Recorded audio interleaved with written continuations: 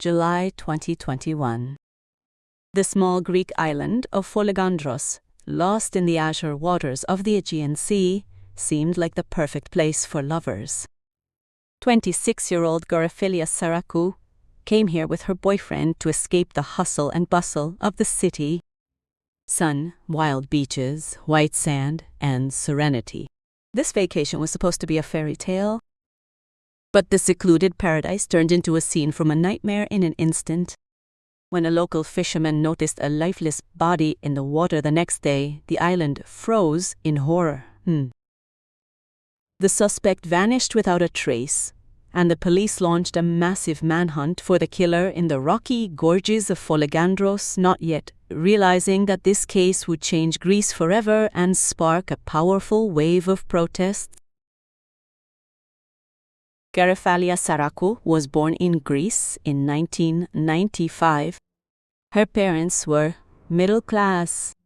They worked hard to provide comfort and prosperity in their home. Her mother and father gave the girl all the necessary love and care, helping their daughter develop her talents. Perhaps that is why she always excelled in her studies and knew what she wanted for her future. Young Gariphilia was outgoing and responsive, though sometimes she seemed too trusting. In any case, this didn't stop her from finding a group of close friends and maintaining contact with a wide circle of people. When she received her high school diploma, she had no doubt about what to do next. Gariphilia worked in the summer to save money and have some fun, and then enrolled in college. Gariphilia's student years were spent actively. She could never sit still for long and loved trips and adventures. Even though the girl grew up in a warm and cozy family atmosphere, she wasn't afraid of difficulties. That is why her favorite options for relaxation were camping and hiking. Yet she kept her love for such entertainment and adventures after she qualified as a pharmacist. Returning from another trip around the Greek islands, Gariphilia started working at a pharmacy in her town. She wanted to continue developing in her chosen field, but now, besides career success, she was interested in relationships. For a long time, her parents didn't understand why their daughter wasn't looking for a boyfriend and starting a family. The answer was simple. Gariphilia was strong and independent, so she was critical in her choice of a partner. She always preferred older and more serious guys, but relationships never seemed to stick. This didn't bother the girl much, as she was focused on her studies and then preoccupied with work. By 2020, Gariphilia began to think seriously about starting a family, so she decided to make changes. She met an interesting guy in August 2020 in Corinth. One weekend, the girl went there to relax in the company of friends and saw Dimitris Vergas for the first time. She immediately felt an attraction to him, which turned out to be mutual. Friends from the group spoke well of the young man. They knew him as a hard-working and serious guy focused on starting a family. Furthermore, he was 4 years older than her. All of this fully matched her preferences. The new acquaintances began talking. The evening continued. The jokes turned into flirting. The next day, the guy invited his new acquaintance for a walk. It was Gariphilia's last day in Corinth. Dimitris decided not to waste any time, so he asked her out. Their romance began after that meeting. The problem was the distance, since her boyfriend lived in Corinth. Although it wasn't hard to reach, his beloved work and other daily matters prevented him from being with her constantly. They could see each other in person 1 to 3 times a week, but they constantly kept in touch through social media, exchanged photos, and made video calls. Despite the distance, both were very enthusiastic and saw a great future in the relationship. The girl was already 26 years old. She considered marriage and children to be the next stage in her life. The couple discussed this topic often. The guy supported this direction but didn't want to rush. He wanted to get firmly on his feet and establish his career first before they could find a place together and move in for the next stage.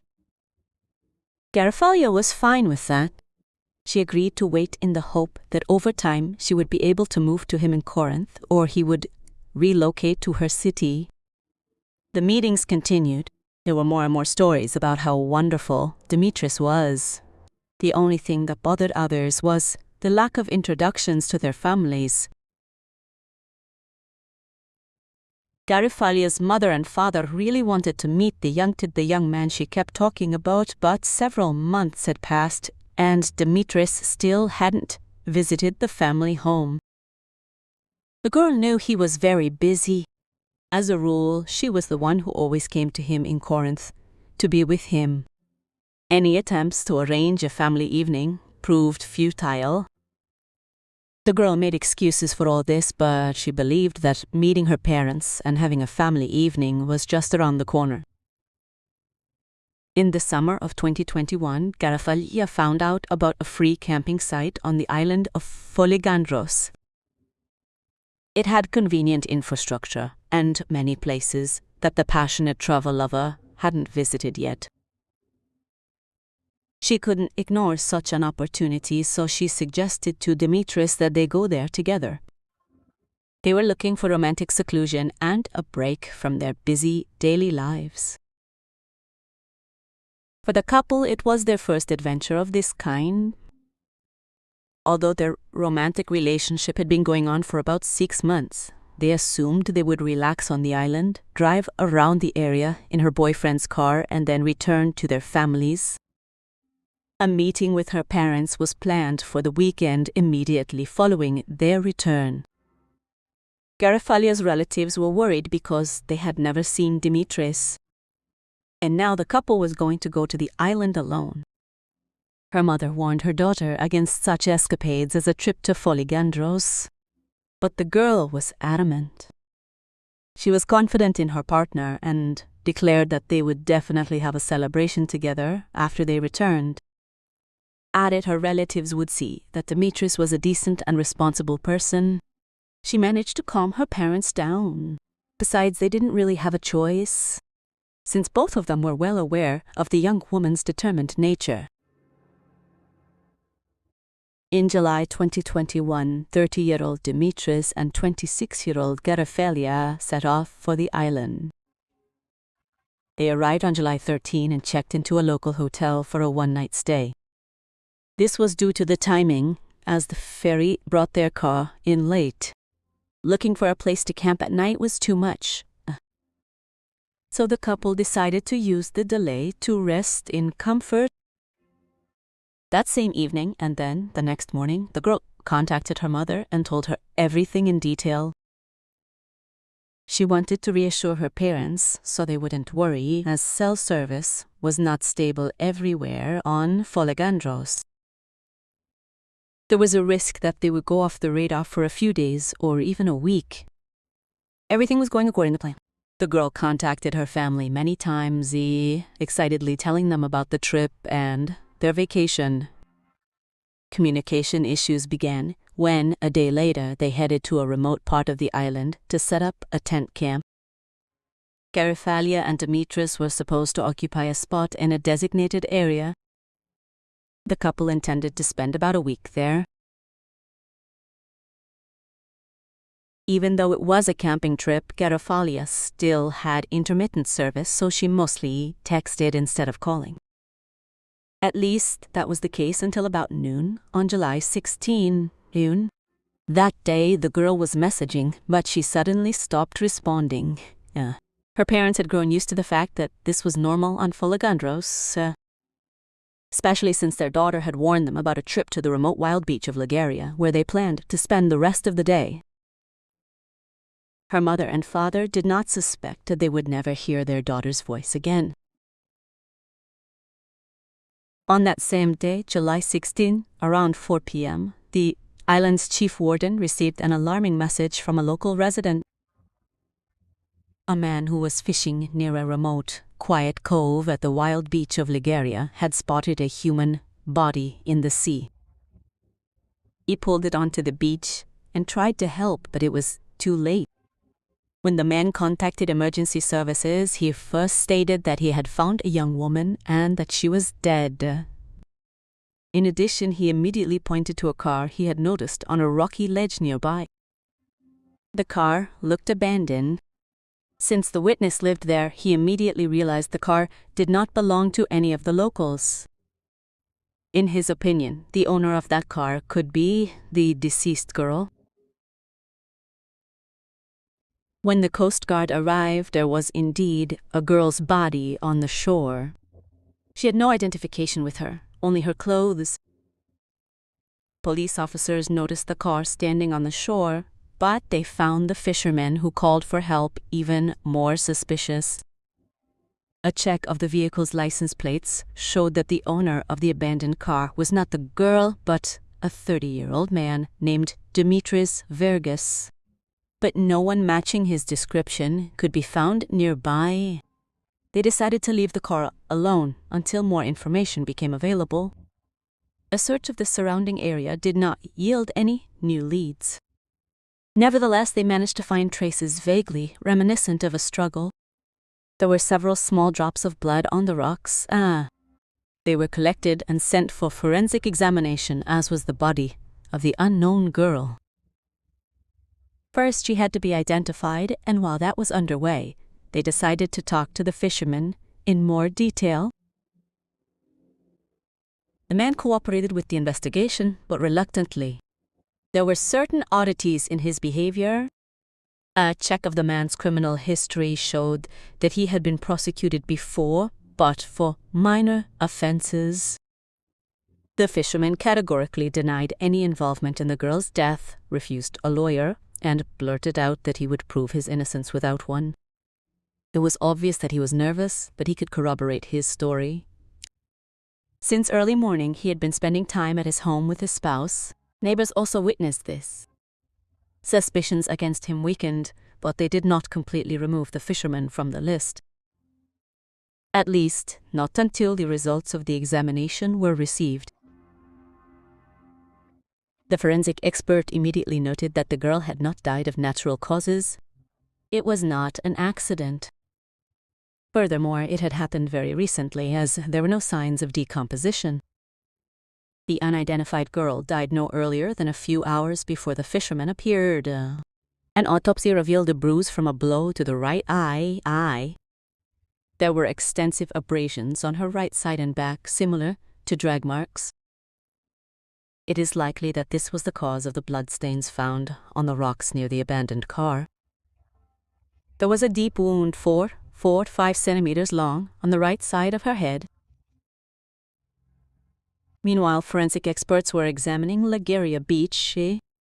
Near a ledge closer to the water, they discovered even more disturbing traces. There was much more blood here, so initially it was even decided that the girl had died after falling from a cliff. Due to the impact against the rocks, the parietal sutures of her skull were torn. She sustained a very severe traumatic brain injury, which caused loss of consciousness or even a coma. In addition to this, there were signs of heavy blows to the right side of her chest. Curiously, the wounds were not the cause of the girl's death. She received all physical injuries while alive, as indicated by the profuse bleeding. At the same time, a large amount of seawater was found in her larynx and lungs, which indicated drowning. Presumably, the stranger was beaten, after which the perpetrator threw her into the sea while unconscious, where she drowned. The possibility of an accidental fall was still being considered, but it seemed less and less likely. Toxicological analysis showed that the victim was not under the influence of any substances or alcohol. This and other circumstances indicated that she was helped to fall onto the rocks. Soon it was discovered that the owner of the car found on the coast had recently registered for a free camping event. Dimitris was accompanied by a companion named Garifalia. Further checks allowed the victim to be identified. It was 26-year-old Garifalia who died on Foligandros. And now they had to understand why the police focused on finding Dimitris to ask him a few questions. However, his fate remained a mystery. Even the campsite the couple had set up was empty. It looked as if they had simply left, abandoning some belongings and documents. As it turned out, in speaking with the deceased girl's relatives, no one had seen Garafalia alive since noon on July 16th. She simply stopped responding. Moreover, her last text exchange with a friend was cut off mid-sentence. Further analysis left no room for doubt. Dimitris had not left the island. This meant there could in fact be a second body in the Ligeria waters.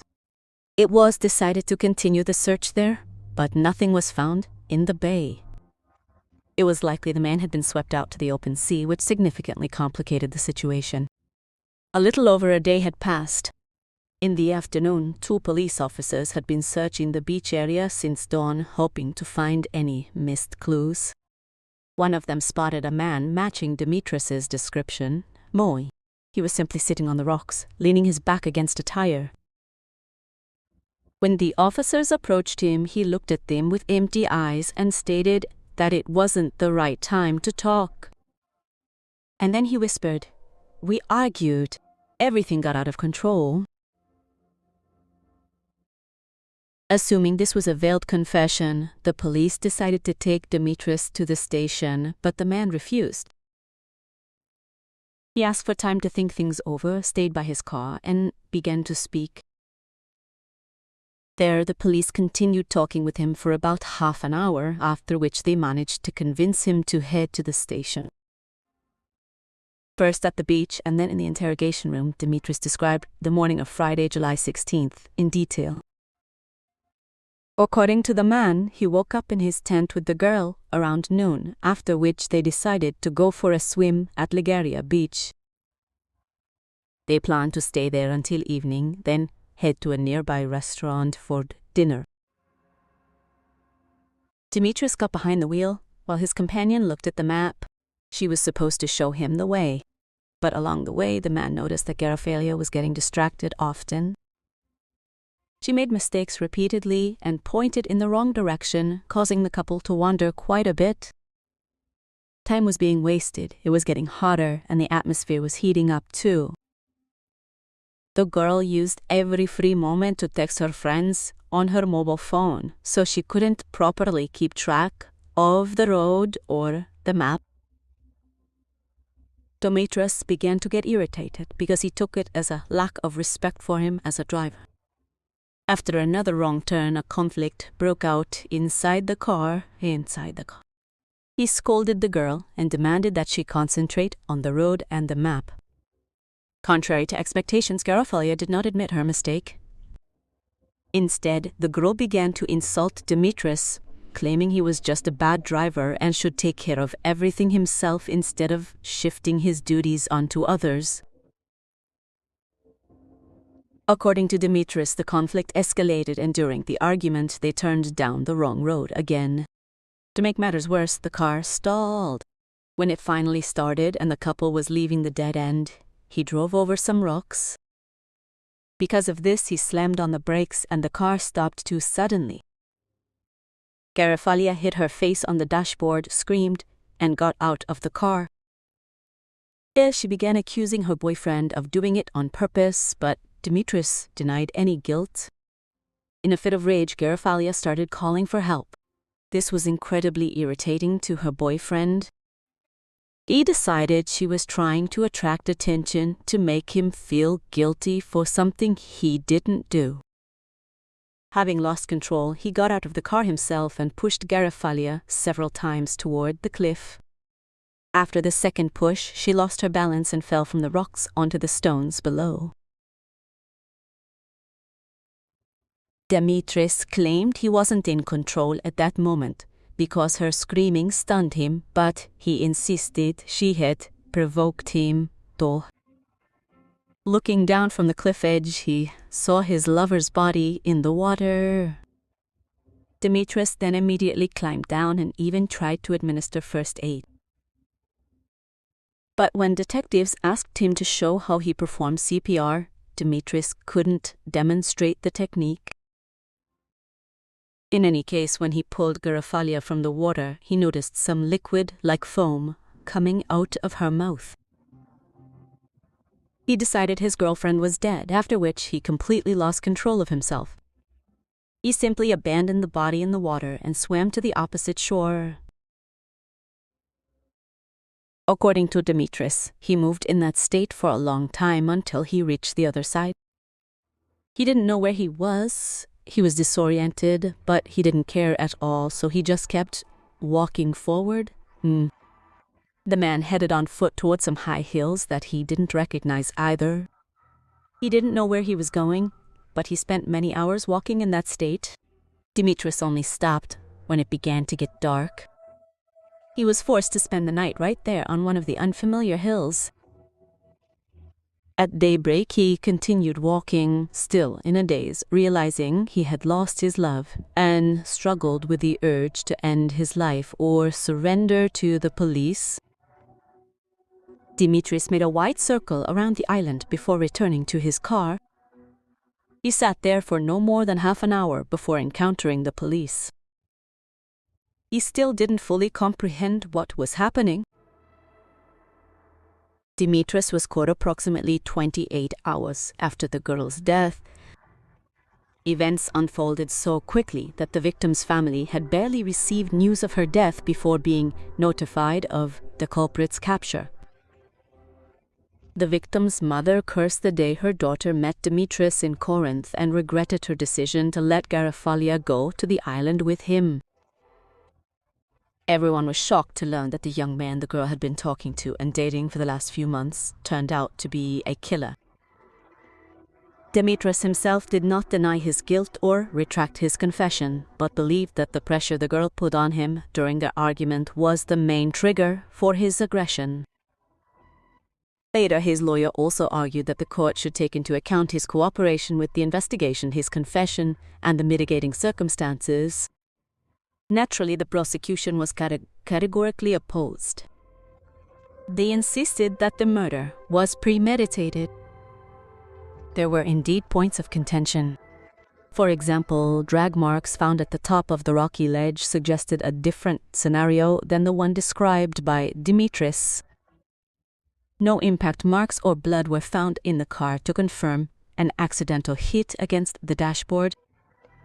According to the prosecution, the girl was beaten near the car, after which the young man dragged her to the edge and intentionally threw her onto the rocks. Since they were right at the water's edge, she began to drown immediately while unconscious. All of this could have been an attempt to cover up the crime. The alleged attempt to provide first aid, something Dimitris knew absolutely nothing about, also raised questions. Garafalia's relatives were convinced that he was simply trying to minimize his degree of guilt to receive a shorter sentence. The suspect categorically denied all of this and believed that unfavorable circumstances had led to a tragic accident. His lawyer began to build a defense strategy based on insanity. The accused said that since the age of 23, he had begun to experience hallucinations, paranoid thoughts, and obsessions. It is curious that before this age, there were no signs of this whatsoever. His parents confirmed that Dimitris grew up as a normal child with no behavioral problems, no propensity for violence, and no depression. His previous girlfriends also stated this. No one saw any cruelty in him, although Dimitris was sometimes a bit hot-tempered. The situation changed dramatically when the problems began. The first alarming signs were obsessive thoughts and paranoia. Dimitris claimed that someone had installed cameras all over the house to monitor him. He even tried to find them and ruined some expensive renovations in the house, but he didn't find anything. In addition, he repeatedly confronted his parents, claiming he did not believe they were his real mother and father. Dimitris believed that he had been adopted. His strange behavior became increasingly frightening to those closest to him, but he didn't speak of it outside his family. That is precisely why, when he met Garofallia, she heard only good things about her future boyfriend. In reality, no one suspected that he might be suffering from such problems. The deterioration of the situation led him to a medical center. Dimitris did not want to suffer, so he turned to a psychiatrist in Corinth. The doctor analyzed his condition, confirmed there were issues, and even prescribed medication. However, Dimitris did not want to take them. Likely, it was all due to those same paranoid thoughts.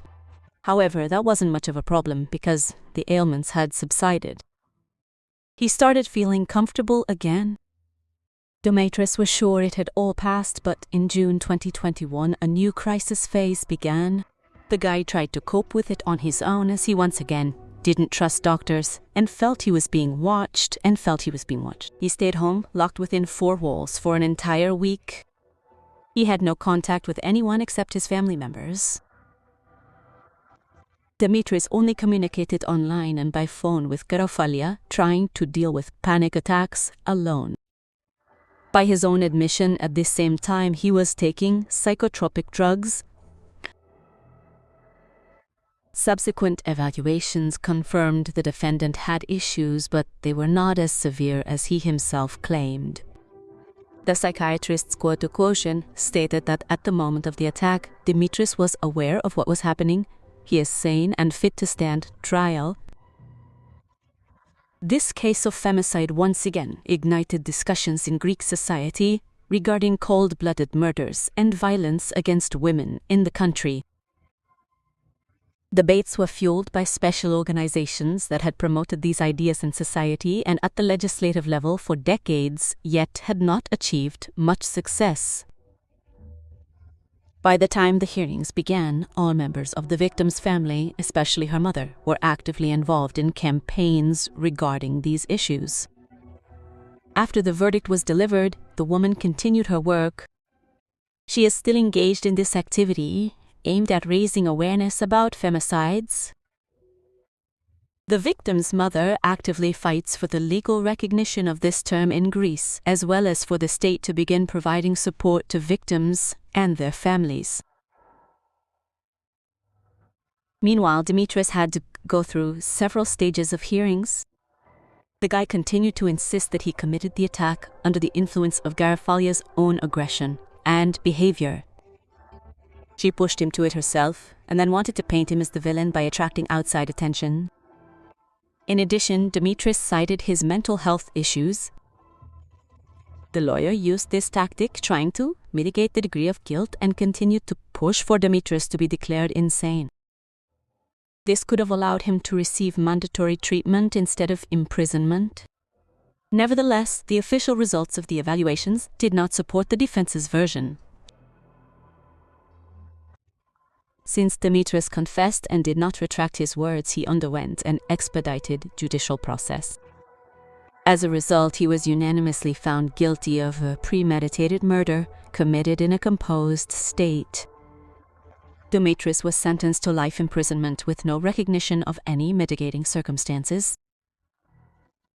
For Garofallia's family members, this brought some relief, but Dimitris himself did not agree with this decision. He believed he deserved a more lenient sentence and that mitigating circumstances were not taken into account in his case. In December 2025, after several appeals, the Joint Appeal Court of the Aegean began the next phase of hearings. However, the life sentence was unanimously upheld and remained in force. All defense motions to reduce the sentence or at least acknowledge mitigating circumstances were rejected.